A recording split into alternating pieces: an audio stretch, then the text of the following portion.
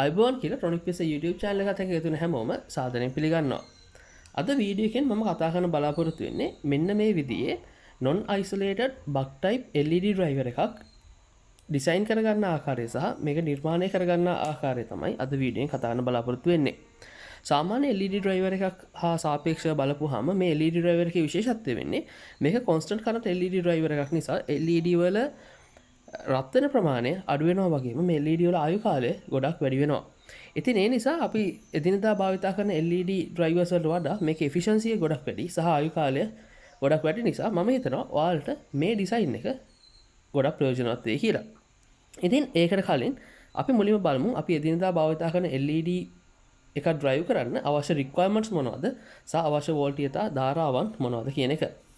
අපි සාමාන්‍ය සුදු පාට LED එකක් අරන් බැලුවොත් එහෙම සාමාන්‍යයෙන් මේ සුදු පාට LED එකක් ක්‍රියාත්මක වෙන්න වෝල්ට් 3.6 ඉඳන් 3.7 අතර වෝල්ටීයතාවයක් අවශ්‍ය කරනවා. ඊට අමතරව අපි අරන් බැලුවොත් එහෙම මේ වගේ 1 watt LED එකක් මේ වගේ 1 watt LED එකක් ක්‍රියාත්මක වෙන්න නම් එයාට මේ වෝල්ටීයතා පරාසය යටතේ මිලිඇම්පියර් 350ක ධාරාවක් LED හරහා ගමන් කරන්න ඕන. ඊට අමතරව බැලුවොත් මෙන්න මේ විදිහේ මේ SMD half watt LED එකක් අරන් බැලුවොත් එහෙම මේ 5537 SMD LED එකක් මේකක් ක්‍රියාත්මක වෙන්න නම් අනිවාර්ය මිලිඇම්පියර් 150ත් 175ත් මිලිඇම්පියර් අතර ධාරාවක් මේ LED එකට අවශ්‍ය කරනවා මේ අදාළ වෝල්ටීයතා පරාසය යටතේ. මේ ධාරාව ඒ LED මැනුෆැක්චරර් අනුව වෙනස් වෙනවා. ඉතින් සාමාන්‍යයෙන් මේ වගේ LED බල්බ් එකක් අරන් ගත්තොත් එහෙම මේ LED බල්බ් එකේ බල්බ් ඔක්කොම එකට එකක් සීරීස් නැත්නම් ශ්‍රේණිගතව තමයි සම්බන්ධ කරලා තියෙන්නේ. අපි මේ වගේ LED එකක් මේ වගේ සීරීස් කනෙක්ෂන් එකක් අරන් බැලුවොත් එහෙම සාමාන්‍යයෙන් මේ හැම LED එකකම මේ වෝල්ටීයතාවය සමාන වෙන්නේ නැහැ.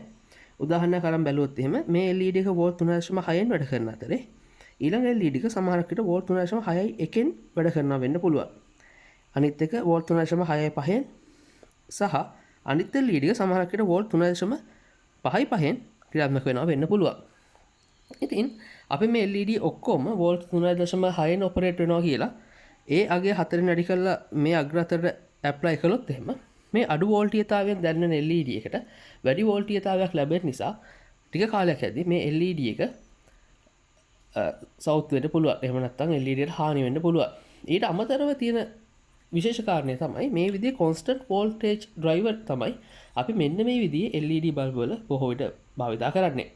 මේ බල්බ් වල මේ constant voltage driver එකක් තියෙන නිසා සහ මම මේ කලින් සඳහන් කරපු විදිහේ මේ LEDs අංග සම නොවන නිසා මේ LED බල්බ් එක අපිට බලා ගන්න පුළුවන් අධික ලෙස රත් වෙනවා. ඒ නිසා තමයි මේ LED බල්බ් එකට මේ වගේ ප්‍රමාණයෙන් තරමක් විශාල හීට් සිංක් එකක් අවශ්‍ය වෙන්නේ. නමුත් මාස 6ක් වගේ කාලයක් මේ LED එක එක දිගට භාවිතා කරද්දී ඔයාලා දැනගන්න පුළුවන් සමහරක් අවස්ථාවලදී මේ LED එක එක දැවි යන අවස්ථාවක්. සහ ඒ කියන්නේ සාපේක්ෂව මේ LED වල ආයු කාලය අඩු වෙනවා. මොකද මේ LED අධික ලෙස රත් වෙන නිසා. අපි එදිනදා භාවිතා කරන අනිත් common type LED වර්ගය තමයි මෙන්න මේ LED එක. මේ LED එක තියෙන කැපැසිටර් වෝල්ටේජ් ඩ්‍රොප් එකක්. ඉතින් මේ සම්බන්ධව මම මගේ YouTube channel එකේ පළවෙනි වීඩියෝ එක මම ඔයාලට අරගෙන ආවා දැන් අවුරුද්දකට විතර කලින්. මම මේකේ link එකක් දාලා තියෙනවා description එකේ. ඒක බලපු නැති කෙනෙකුට බලන්න. සහ මේ LED capacitor voltage drop type එකේ මේ LED එකක ක්‍රියාකාරීත්වය ඔයාලට දැනගන්න පුළුවන්. ඉතින් හොඳයි එහෙනම් අපි දැන් බලමු මේ විදිහේ constant voltage drive තියෙන LED එකක මේ තියෙන අවාසිය මගහැරවගෙන අපි කොහොමද මේ LED efficientම level එකේ drive කරන්න කියන එක. ඉතින් මම කලින් සඳහන් කරපු විදිහට අපි උදාහරණයක් විදිහට මේ LED බල්බ් එක අරන් බැලුවොත් එහෙම මේකේ මේ තියෙන 1 watt LED එකක් නිසි පරිදි ක්‍රියාත්මක වෙන්න නම් මේ LED කරා මිලිඇම්පියර් 350ක ධාරාවක් ගැලීම අත්‍යවශ්‍ය වෙනවා. ඉතින් එහෙනම් අපි කරන්න ඕන එක දෙයක් තමයි මේ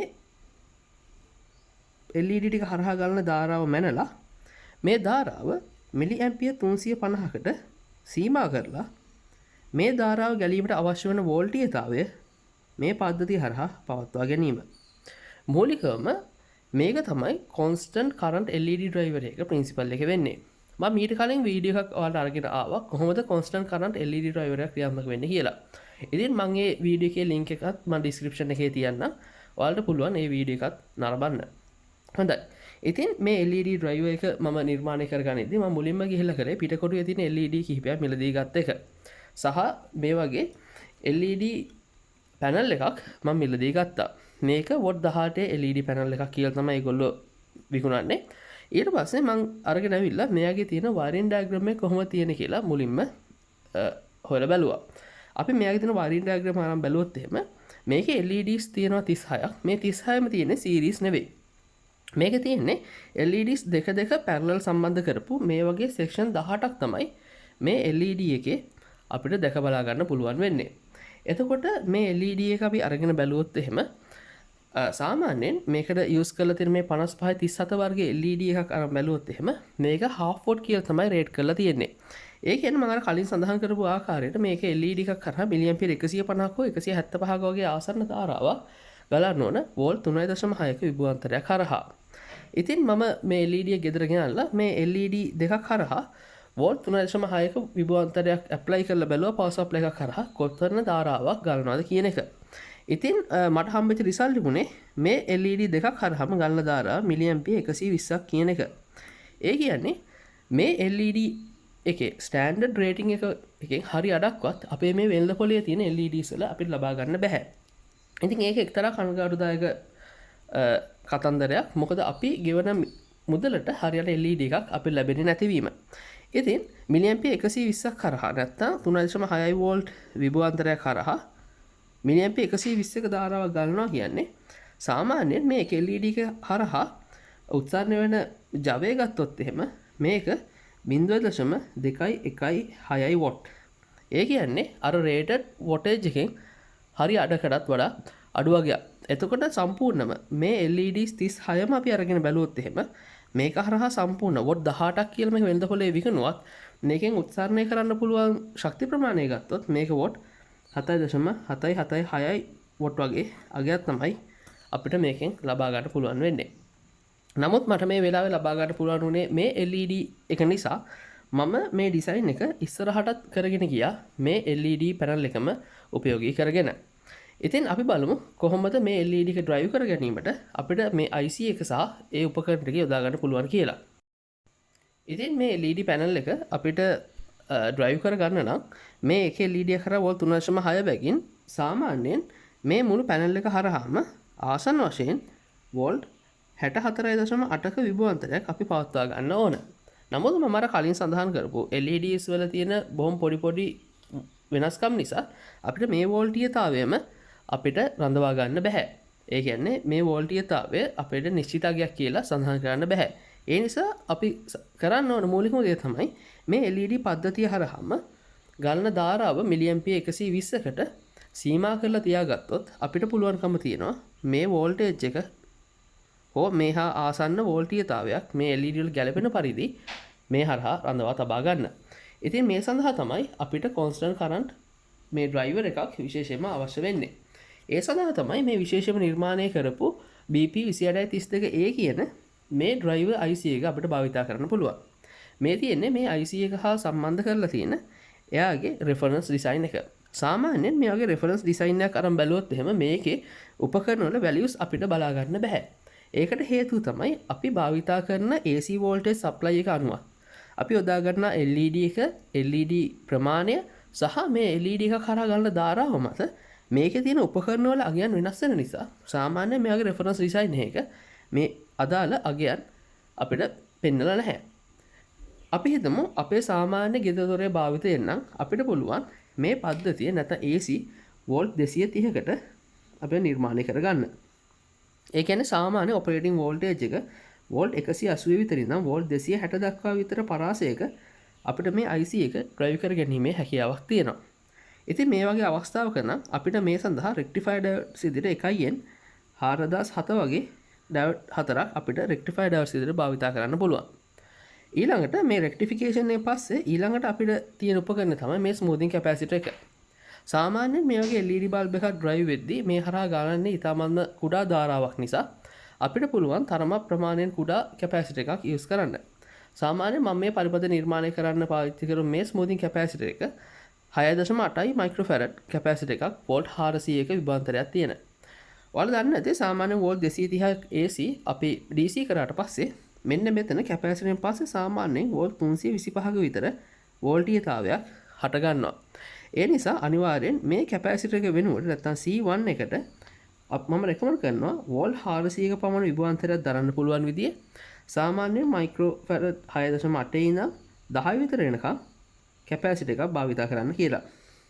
ඊළඟට අපි අරගෙන බැලුවොත් එහෙම මේ VCC අග්‍රය කියන්නේ මේ IC එකේ ක්‍රියාකාරීත්වයට අවශ්‍ය වෝල්ටීයතාවය සපයන අග්‍රය. එතකොට මේ සඳහා විදුලිය ලබා දෙන්න ඕන් භාවිතා කරන්න මේක රෙසිස්ටිව් ඩ්‍රොපර් එකක්. නැත්නම් මේ රෙසිස්ටර් කරා වෝල්ටේජ් ඩ්‍රොප් කළා තමයි මේ IC ක්‍රියාකාරීත්වයට අදාළ වෝල්ටීයතාවය ලබා දෙන්නේ. එතකොට අපි මේ කතා කරන ඔපරේටිං වෝල්ටේජ් එකත් එක්ක මේ රෙසිස්ටර් එකේ අගය වෙනස් වෙනවා. සාමාන්‍යයෙන් ක්‍රියාකාරී අවස්ථාවේදී මේ හරහා වෝල්ට් 17ක වගේ විභවාන්තරයක් පවතිනවා. මොකද මේ IC එක අරන් බැලුවොත් එහෙම මේ IC එක ඇතුලේ මේ සඳහාම විශේෂයෙන් නිර්මාණය කරපු Zener diode එකක් තියෙනවා.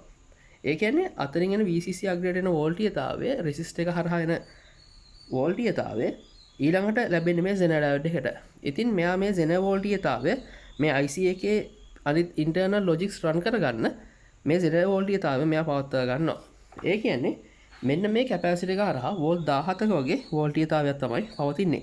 ඒ නිසා මේ කැපැසිටර් එකට 0.1 මයික්‍රෝෆැරඩ් ඉඳන් 1 මයික්‍රෝෆැරඩ් විතර එනකම් වෝල්ට් 25 හෝ ඊට වඩා වැඩි කැපැසිටර් එකක් අපිට භාවිත කරන්න පුළුවන්.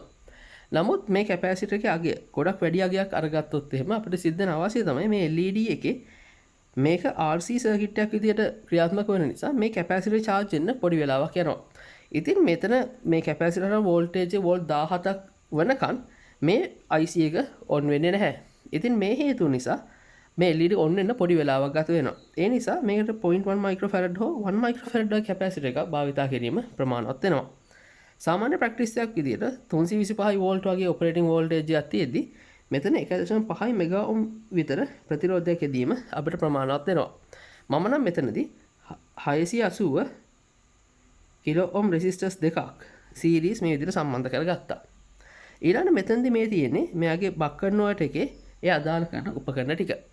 ඔයාලා බක් කන්වර්ටර්ස් ගැන දැනගන්න ඕන නම් මම ලින්ක් එකේ මම ඩිස්ක්‍රිප්ෂන් එකේ ලින්ක් එකක් දාලා තියෙනවා EIS channel එකේ බක් කන්වර්ටර් සම්බන්ධව ඉදිරිපත් කරපු වීඩියෝ එක. ඔයාලට හොඳට බක් කන්වර්ටර් සම්බන්ධව මේ වීඩියෝ එකෙන් දැනුමක් ලබා ගන්න පුළුවන් වෙයි. ඉතින් මේ තියෙන්නේ අපි භාවිත කරන බලාපොරොත්තු වෙන LED set එක. මම අර කලින් කියපු විදිහේ මිලිඇම්පියර් 120ක ධාරාවක් මේ LED හරහා ගලන්නත් ඕන සහ මේ හරහා වෝල්ටීයතාවය වෝල්ට් 68කට අපි සීමා කරලා තියන්නත් ඕන. එතකොට මේ ඩයෝඩ් එක ටිකක් විශේෂිතයි. මේ තමයි මෙයාගේ බක් කන්වර්ටර් එකේ කරන්ට් ඩයෝඩ් එක. එතකොට මේ ඩයෝඩ් එක අපි අරගෙන බැලුවොත් එහෙම සාමාන්‍යයෙන් මේකට ෂොක්ටි ඩයෝඩ් එකක් අපි යූස් කරනවා නැත්නම් හයි ෆ්‍රීකවෙන්සි එකකට ක්‍රියාත්මක කරන්න පුළුවන් ඩයෝඩ් එකක් භාවිත කරන්න පුළුවන්. මේ සඳහා UF 40යි 4007 වගේ ඩයෝඩ් එකක් හෝ ඔයාලා කැමති ඕන ෂොක්ටි ඩයෝඩ් එකක් භාවිත කරන්න පුළුවන්. මිලිඇම්පියර් 120ක ධාරාවක් ගමන් කරවීමට හැකියාව තියෙනවා. මෙතන ස්මූතින් කැපැසිටර් ගත්තොත් එහෙනම් මෙතන වෝල්ට් 68යි මේ LED හරහා වෝල්ටේජ් එක අපි පවත්ව ගන්නෙ.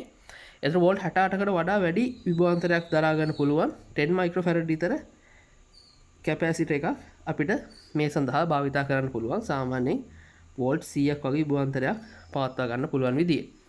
ඊළඟට මේ ඉන්ඩක්ටර් එක සහ මේ කරන්ට් සෙන්සිං රෙසිස්ටර් එක තමයි අපි ඊළඟට කැල්කියුලේට් කරලා බලන්න ඕන. ඊට අමතරව මෙතන තව රෙසිස්ටර් එකක් තියෙනවා. මේ තමයි ඕවර් වෝල්ටේජ් ප්‍රොටෙක්ෂන් රෙසිස්ටර් එක. ඒ කියන්නේ හදිසි අවස්ථාවක මේ LED පිච්චුනොත් එහෙම මේ බක් කන්වර්ටර් එක හරහා තියෙන වෝල්ටීයතාවය වැඩි වෙනවා. ඒතර ඒ වගේ අවස්ථාවක කොයි වෝල්ටේජ් එකකදීද මේ සර්කිට් එක ටර්න් ඕෆ් කරන්න ඕන කියන එක අපිට ප්‍රෝග්‍රෑම් කරන්න තියෙන මේ රෙසිස්ටර් එක තමයි මෙන්න මෙතන තියෙන්නේ. මේ රෙසිස්ටර් එක ඇත්තටම අත්‍යවශ්‍යම එකක්. මම මගේ ඩිසයින් එකේ දෙනවා මේකට මම පාවිච්චි කරලා 100 කිලෝ ඕම් රෙසිස්ටර් එකක්. අපි බලමු කොහොමද මේ අගයන් ආවේ කියන එක. මූලිකම කාරණය තමයි මේ RC එහෙම නැත්නම් මේ කරන්ට් ලිමිටින් රෙසිස්ටර් එක අපි කැල්කියුලේට් කරන එක. මේ කරන්ට් ලිමිටින් රෙසිස්ටර් එක කැල්කියුලේට් කරන්න අවශ්‍ය කරන ඉක්වේෂන් එක අපිට මෙන්න මේ පිටුව නැත්නම් මේ පිටු අංක 5 ඉඳන් පිටු අංක 6 වෙනකන් අපිට මෙයාගේ අවශ්‍ය ඩීටේල්ස් ටික අපිට බලා ගන්න පුළුවන්. ඉතින් මම ස්ටෙප් බයි ස්ටෙප් යන්නම් කොහොමද මේ ටික අපි කැල්කියුලේට් කරන්නේ කියන එක. අපි මෙතනදී ගත්තොත් එහෙම මුලින්ම එයා කියනවා IPK කැල්කියුලේට් කරන්න කියලා අපිට අපේ LED හරහා ගමන් කරන්න ඕන. එතකොට ඊළඟ පිට නැත 6 වෙනි පිටුවේදී එයා සඳහනක් කරලා තියෙනවා I peak එක බෙදීම දෙක තමයි I LED එකට සමාන වෙන්නේ කියලා. අපි දන්නවා I LED කියන්නේ මිලිඇම්පියර් 120ක් තමයි අපේ මේ වෙලාවේ අපේ අවශ්‍යතාවය තියෙන්නේ.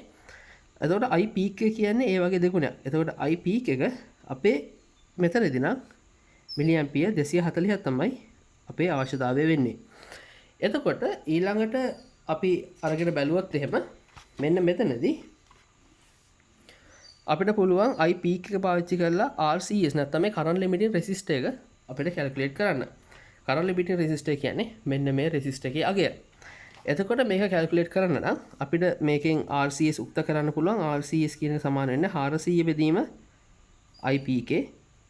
IPK කියන්නේ මිලි ඇම්පියර්ස් වලින් තමයි අපි මෙතනදී ආදේශ කරන්න ඕන. ඒ කියන්නේ 400 බෙදීම 240. ඒ කියන්නේ 1.66666.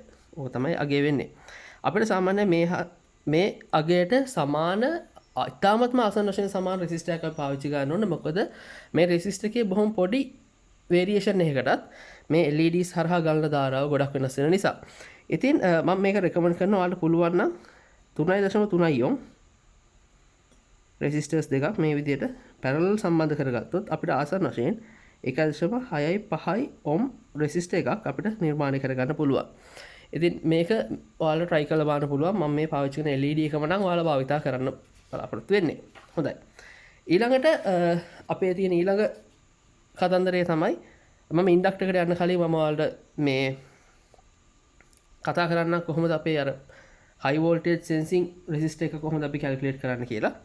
ඉතින් මෙතනදී අපි මූලිකම කතන්දරය තමයි අපිට අවශ්‍ය කරන cut off voltage එක කීයද කියන එක අපි define කරලා තියන්න ඕන. නැත්නම් මේ VOP කියන එක. මෙතනදී කියනවා VCS කියන එක මිලිඇම්පියර් 400යි. මේ constant එකක් මෙතනින් අපිට ගන්න පුළුවන්. නැත්නම් 0.4 වෝල්ට් කියන එක. සහ L කියන්නේ ඉන්ඩක්ටර් එකේ ප්‍රමාණය. එතෙන් දෙන්න නම් ඉන්ඩක්ටර් එක කැල්කියුලේට් කරලා අපි තියා ගන්න ඕන. RCS කියන්නේ කරන්ට් ලිමිටින් රෙසිස්ටර් එක. අපි දැන් දන්නවා 1.666 ohms කියන එක. VO protection කියන එක අපි ඩිෆයින් කරගන්න ඕන. ඉතින් මම මෙතනදී නම් වෝල්ට් 70ක් 80ක් වගේ අතර වෝල්ටීයතාවයක් තමයි මම O protection එක විදිහට සඳහන් කරලා තියෙන්නේ. ඉතින් ඊළඟට අපි දැන් බලමු මේකට අවශ්‍ය ඉන්ඩක්ටර් එක කොහොමද අපි හොයාගන්නේ කියන එක. මම මෙතනදී නම් කළේ පරණ CFL එකක තියෙන චෝක් එකක් තමයි මේ ඉන්ඩක්ටර් එක විදිහට භාවිතා කළේ. ඉතින් මේ ඉන්ඩක්ටර් එකේ මගේ නම් තිබුණා මිලි හෙන්රි 2.2කට ආසන්න ඉන්ඩක්ටන්ස් එකක්. එතකොට මේ ඉන්ඩක්ටන්ස් එක ප්‍රමාණවත් වුණා මගේ මේ වැඩේ ඉදිරියට කරගෙන යන්න. එතකොට මොනවද මේකට ඉන්ඩක්ටර් ක්‍රිටිකල්ම පැරාමීටර්ස් කියලා ඩේටා ෂීට් එකේ පැහැදිලිවම කියලා තියෙනවා. ඒ තමයි මේ LED එකේ turn off time එක. ඒ කියන්නේ අපි දන්නවා බක් කන්වර්ටර් එක වෙන්නේ ස්විචින් ඉෆෙක්ට් එක හරහා මෙයාගේ ඩියුටි සයිකල් එක වෙනස් කරලා තමයි වෝල්ටීයතාවය මෙයා පාලනය කරන්නේ. එතකොට මේක සිද්ධ වෙන්නේ turn on කරනවා සහ off කරනවා. එතකොට on off stage එකේදී මේ off stage එක තමයි මෙයා ගොඩක්ම ක්‍රිටිකල් වෙන්නේ. ඒ කියන්නේ මේ ඩේටා ෂීට් එකේ කියනවා බක් කන්වර්ටර් එක ඔපරේට් වෙන්නේ ක්‍රිටිකල් කන්ඩක්ෂන් මෝඩ් එකේ කියලා. අපි දන්නවා තුනක් තියෙනවා බක් converter continuous conduction, critical conduction and discontinuous conduction mode කියලා. ඉතින් මෙයා ක්‍රියාත්මක වෙන්නේ critical conduction mode එකේ. ඒ කියන්නේ කරන්ට් එක පීක් එකට යනවා, ආයි බිඳුවට එනවා, බිඳුවේ ඉඳන් පීක් එකට යනවා, ආයේ මේ බිඳුවට එනවා. ඒක බිඳුවට එන ෂණයෙන්ම ආයේ වෝල්ටේජ් එක රයිස් වෙනවා. ඉතින් ඒක හරියට ක්‍රියාත්මක වෙන්න නම් මෙයාගේ ඕෆ් ටයිම් එක මයික්‍රෝ තප්පර 4.5 ඉඳන් මයික්‍රෝ තප්පර 240 වෙනකම් පරාසයක අපි තියාගන්න ඕන. ඒ කියන්නේ මගේ ඉන්ඩක්ටර් එක මේ ක්‍රියාකාරී වෙන ඉන්ඩක්ටර් එකේ අගය මම ලබා දීලා තියෙන වෝල්ටීයතාවයන්ට අනුව මේ T off එක මෙන්න මේ පරාසයට එනවා නම් ඒ ඉන්ඩක්ටර් එක භාවිතයට සුදුසුයි. අපි මෙතනදී T off එක කැල්කියුලේට් කරලා බලමු කොච්චර එනවද කියලා. මගේ ඉන්ඩක්ටර් එක 2 මයික්‍රෝ හෙන්රි 2 වැඩි කිරීම 10/3 කියලා තමයි හෙන්රි වලින් ගන්නෙ. I peak එක මෙතනදී අපි ඇම්පියර් වලින් ආදේශ කරගන්න ඕන. ඒ කියන්නේ 0.24 සහ VLED එක මට ඇවිල්ලා තියෙන 64.8ක් කියන එක. එතකොට මේ අගේ මම ආදේශ කරලා මට එනවා 7.4.774 මයික්‍රෝසෙකන්ඩ්ස් කියලා. ඒ කියන්නේ මෙයාගේ මේ ක්‍රිටිකල් කන්ඩක්ෂන් මෝඩ් එකට අවශ්‍ය වෙන මෙයා කියලා තප්පර 4.5 244ක් තමයි මට මේ ඇවිල්ලා තියෙන්නේ. ඒ කියන්නේ මේ වැඩේ කරගෙන යන්න මේ ඉන්ඩක්ටර් එක ප්‍රායෝගිකව යොදා ගන්න පුළුවන් කියන එක. ඊට පස්සේ අපිට පුළුවන් ඉන්ඩක්ටර් සිලෙක්ෂන් ඕන T on එක අපිට කැල්කියුලේට් කරලා බලන්න. T on එක කැල්කියුලේට් කරලා බලද්දී T on එකටත් තියෙනවා මෙයාගේ එක රිස්ට්‍රික්ෂන් එකක්. අපි මේ ඩේටා ෂීට් එකේ අපි පසුපස පිටුවල ගිහින් බැලුවොත් එහෙම මෙයාගේ එක තැනක කියනවා T on maximum time එක. නැත්නම් මේ T on maximum time එක තියාගන්න කියලා මයික්‍රෝසෙකන්ඩ් 40ක. ඒ කියන්නේ උපරිම වෝල්ටීයතාවයේදී සහ අවම වෝල්ටීයතාවයේදී අපිට පුළුවන් නම් මයික්‍රෝ තප්පර 40කට වඩා වැඩි අඩු කාලයක් on time එක විදිහට තියාගන්න. ඒ කියන්නේ මගේ LED drive එක කිසිම ගැටලුවක් නැතුව ක්‍රියාත්මක කරන්න පුළුවන් කියන එක. ඉතින් මං අර කලින් සඳහන් කරපු විදිහට මම මේ පරිපථය ඩිසයින් කරන්නේ වෝල්ට් 180ත් 260ත් අතර ක්‍රියාත්මක වෙන ආකාරයට. එතකොට මම බැලුවොත්ම T on එක වෝල්ට් 180 දී මම කැල්කියුලේට් කරන්න පුළුවන් ඉන්ඩක්ටර් එක දෙක වැඩි කිරීම 10/3යි I peak එක 0.24යි සහ V in එක වෝල්ට් 325යි මොකද 240 sorry මේ V in එකට මම දාන්නම් 180 වැඩි කිරීම මූල 2 කියලා මම RMS අගේ DC වල කන්වර්ට් කරගත්තා. ILED එක වෙන්නේ වෝල්ට් 64.8යි. මේ වෙලාවේ මට එනවා ලෝවස්ම වෝල්ටේජ් එකේදී මයික්‍රෝ තප්පර 2.5යි 2යි 9යි 3ක් කියලා මෙයාගේ. ඊට අමතරව T on එක වෝල්ට් 260 දී මම මේ විදිහට කැල්කියුලේට් කරලා බැලුවොත් 180 වෙනකොට මම දාන්නේ 260යි මූල 2 කියන එක. එතකොට මට එනවා 1.5යි 8යි 4යි 7යි මයික්‍රෝසෙකන්ඩ් කියලා. ඉතින් මේ අගයන් දෙකම මයික්‍රෝ තප්පර 40ට වඩා අඩුවෙන් තියෙන නිසා ඒ කියන්නේ මේ ඉන්ඩක්ටර් එක අපේ ඇප්ලිකේෂන් එකට කිසිම ගැටලුවක් නැතුව භාවිත කරන්න පුළුවන්. ඉතින් මේ අගයන් ටික අපි ආදේශ කරලා බැලුවොත් එහෙම වෝල්ට් 80ක මේ අගයකට මේ ටයිම් එක ඕවර් වෝල්ටේජ් ප්‍රොටෙක්ෂන් ටයිම් එක L එකට ඉන්ඩක්ටර් එක 0.2යි sorry දෙක වැඩි කිරීම 10/3යි හෙන්රි ආදේශ කරලා අපි TOVP අරන් ඒක මෙතනට අපි ආදේශ කරලා බලුවොත් එහෙම වෝල්ට් 78ක් 80කට වගේ මට ROVP එක එනවා 100 කිලෝ ohms කියලා. ඉතින් එතකොට අපේ පරිපථය අවශ්‍ය කරන ගොඩක් දේවල් මේ වෙද්දී අපි කැල්කියුලේට් කරලා ඉවරයි. ඒ කියන්නේ අපිට පුළුවන් RCS එකට 1.666 ohms resistor නැත්නම් 1.6යි 5 ohm resistor එකක් භාවිත කරන්න. ඉන්ඩක්ටර් එකට 2යි නැත්නම් 2යි මිලි හෙන්රි ඉන්ඩක්ටර් එකකට පාවිච්චි කරන්න පුළුවන්. සහ මේ රෙසිස්ටර් එකට 100 කිලෝ ohms රෙසිස්ටර් එකක් මේ විදිහට භාවිත කරන්න පුළුවන්. ඉතින් මේ විදිහට තමයි මම පරිපථය නිර්මාණය කළේ. අපි දැන් පරිපථය දිහා පොඩ්ඩක් අරගෙන බලමු. මේ පරිපථයට පොඩි මොඩිෆිකේෂන් දෙකක් මම ඇඩ් කළා. එකක් තමයි මෙන්න මේ රෙසිස්ටර් එක. ඔයාලට බලා ගන්න පුළුවන් 4.7 ohm රෙසිස්ටර් එකක් මේ විදිහට සම්බන්ධ කරලා තියෙනවා. මේ රෙසිස්ටර් එක සම්බන්ධ කරලා මේ විදිහට ලයිව් එකත් එක්ක මේ විදිහට සීරීස් සම්බන්ධ කරලා 4.7 ohm half watt resistor එකක්. මේ resistor එකේ මූලිකම කාර්යභාරය වෙන්නේ fuse එකක් විදිහට ඇඩ් කරන එක. ඒකට හදිස්සියේ මේ පරිපථය කාලේ short circuit එකක් වුණොත් මේ resistor එක පිච්චිලා fuse එකක් විදිහට ඇඩ් කරලා මේ පරිපථය සම්පූර්ණයෙන්ම විසන්ධි කරනවා. ඊට අමතරව මම මේ neutral එක හරහා මම මෙයාට ඉන්ඩක්ටර් එක සම්බන්ධ කරා. මේ ඉන්ඩක්ටර් එකත් මම 50 CFL බල්බ් එකෙන් ගලව ගත්තේ. මේකෙත් මේ 1.6 මිලි හෙන්රි ඉන්ඩක්ටර් එකක්. ඉතින් මේ විදිහට තමයි වෙනසක් කරේ. ඉන්ඩක්ටර් එක නම් මම ෆිල්ටරින් වලට සහ සර්ජ් ප්‍රොටෙක්ෂන් වලට තමයි භාවිත කළේ. ඔයාලට ඕන නම් මෙන්න මෙතනට වේරිස්ට් එකක් උනත් භාවිත කරන්න පුළුවන්. හයි වෝල්ටේජ් එකේ නැත්තම් සර්ජ් වලින් මේ පරිපථය ආරක්ෂා කරගන්න. ඉතින් මම ඒ ෆීචර් එක තාම මේකට ඇඩ් කළේ නැහැ. ඊළඟට අපි බැලුවොත් එහෙනම් පරිපථයේ මේ පැත්තේ මේ තියෙන 680 කේ රෙසිස්ටර්ස් දෙක මෙතන මේ පෙන්නලා තියෙන සහ මේ තියෙන 0.1 මයික්‍රෝෆැරඩ් වෝල්ට් 25 කැපැසිටි එක මේ තියෙන LED වල දාපු ස්මූදින් කැපැසිටි එක මෙතන 10 මයික්‍රෝෆැරඩ් 100 වෝල්ට් එකක් මම 400 වෝල්ට් එකක් යූස් කළා. මේ ඉන්ඩක්ටර් එක සහ මේ පැත්ත ගත්තොත් එහෙනම් අපිට පුළුවන් මේ SMD පැකේජ් එකෙන් තියෙන IC එක මේක Tronic LK එකේ මිලදී ගන්න පුළුවන් රුපියල් 40ක් වගේ මුදලකට. සහ මේ තියෙන්නේ අල්ට්‍රා ෆාස්ට් ඩයෝඩ් එක මේකත් මම SMPS එකෙන් තමයි ගලවලා ගත්තේ. ඉතින් පළවෙනි පාර ඔයාලා මේ පරිපථය නිර්මාණය කරලා මේ පරිපථයේ විදුලිය ලබා දෙනවා නම් මූලිකවම ඔයාලා මේකට තව පොඩි ඇඩිෂනල් ෆීචර් එකක් ඇඩ් කරගන්න ඕනේ. ඒ තමයි අපි මේකට විදුලිය ලබා දෙන්න ඕන වොට් 40ක විතර ඉන්කැන්ඩසන් බල්බ් එකක් මේ විදිහට සීරීස් සම්බන්ධ කරලා. මෙහෙම ලබා දෙද්දී විශේෂ ආරක්ෂාවක් ලැබෙනවා මේ පරිපථ උපකරණ වල. මොකද හදිස්සියේ ෂෝට් සර්කිට් එකක් එහෙම වෙලා තියෙනවා නම් එහෙම සාමාන්‍යයෙන් මේ හරහා එන මේ ධාරාව මේ බල්බ් එක හරහා යන නිසා සාමාන්‍යයෙන් ස්පාර්ක් එකක් වෙලා නැත්නම් පුපුරන හෝ හානි වෙන ස්වභාවය අඩු වෙනවා. ඒ කියන්නේ ඔයා මේකට ප්ලග් කරද්දිත් මේ සාමාන්‍යයෙන් මේ ඉන්කැන්ඩසන් ලයිට් එක පත්තු වෙන්නේ නැහැ. හදිස්සියේ මේ LED එක මේ බල්බ් එක දිගටම පත් වෙලා තියෙනවා කියන්නේ මේ පරිපථයේ කොහරි ෂෝට් සර්කිට් එකක් තියෙනවා හෝ මොකක් හරි ගැටලුවක් තියෙනවා කියන එක. ඉතින් මම මෙතනදී කෝකටත් ඔයාලට පෙන්නන්නම් මේ තියෙන මේ විදියට බල්බ් සීරීස් ගන්න මම භාවිතා කරන මේ ලයිට් එක. ඉතින් මෙහෙම තමයි මම මුලින්ම මේ පරිපථයට විදුලිය සැපයුවේ. හොඳයි එහෙනම් අපි දැන් බලමු කොහොමද මේ LED එකේ ක්‍රියාකාරීත්වය සිද්ධ වෙන්නේ කියලා. මම කලින් සඳහන් කරපු විදියට LED එකට බල්බ් එකක් through මම මේ විදියට පවර් අප් කරගන්නවා. ඔයාලා පේන ඇති LED එක හොඳ බ්‍රයිට්නස් එකකින් වැඩ කරනවා. මම මේක ඕෆ් කරන්නම්. මෙන්න මේ විදියට මේක ක්‍රියාත්මක වෙනවා. ඉතින් LED බ්‍රයිට්නස් එක සෑහෙන්නම හොඳයි. මම කලින් සඳහන් කරුවේ මේ LED පැනල් එකෙන් මට ලබා ගන්න පුළුවන් වොට් 8ක විතර ක්ෂමතාවයක්. මම මේ LED එක සති දෙකක කාලයක් මම ගෙදර ටෙස්ට් කරලා බැලුවා. කිසිම හීට් සින්ක් එකක් නැතුව. ඒ කියන්නේ මේ ප්ලේට් එක විතරක් තියාගෙන මේ LED එක මම ටෙස්ට් කරලා බැලුවා සති දෙක කාලයක් කිසිම ගැටලුවක් නැතුව ක්‍රියාත්මක වුණා. ඊට අමතරව කියන්න ඕන විශේෂම කාරණය තමයි ක්‍රියාකාරී අවස්ථාවේදී කිසිම වෙලාවක මේ LED බල්බ් එක අල්ලන්න යන්න එපා. මොකද මේ හරහා ප්‍රධාන විදුලිය සැරිසන්න නිසා ඉතින් ඔයාලට අනතුරක් වෙන්න පුළුවන්. ඉතින් මේ පරිපත්‍රය ඉතාමත්ම සරලව ඔයාලට නිර්මාණය කරගන්න පුළුවන් අවශ්‍ය PCB ඩිසයින් එක සහ ඒකට අදාළ කරන ඔක්කොම ෆයිල්ස් ටික මම ඩ්‍රයිව් එකට අප්ලෝඩ් කරලා මම ඩිස්ක්‍රිප්ෂන් එකේ ඔයාලට ලින්ක් එක දාලා තියන්නම්. මේ PCB ඩිසයින් එක ඔයාලා ඩවුන්ලෝඩ් කරගන්න. ඇත්තටම බොහොම හොඳ පරිපත්‍රයක් කියලා හඳුන්වන්න පුළුවන්. මොකද LED ගොඩක් රත් වෙන්නේ නැහැ. ඒ නිසා ශක්තිය ඉතුරු වෙනවා වගේ මේ LED වල කල්පනාත්මත් වැඩි වෙයි කියලා මම විශ්වාස කරනවා. මම ඉදිරියටත් බලාපොරොත්තු වෙනවා මේ සර්කිට් එක මේ විදිහටම රන් කරලා බලලා මේක තවදුරටත් ඉම්ප්‍රූව් කරන්න. ඒ කියන්නේ දැන් මම පාවිච්චි කරේ පිටකොටුවෙන් ගත්ත මේ බාල LEDs මම බලාපොරොත්තු වෙනවා බ්‍රෑන්ඩඩ් LED එකකින් මේ සර්කිට් එක ආයෙ රිප්ලේස් කරලා මීටරේ හොඳ ප්‍රතිඵලයක් ලබා ගන්න පුළුවන් ඉදිරියේ LED බල්බ් එකක් ඔයාලට ඉදිරියේදී අරගෙන එන්න.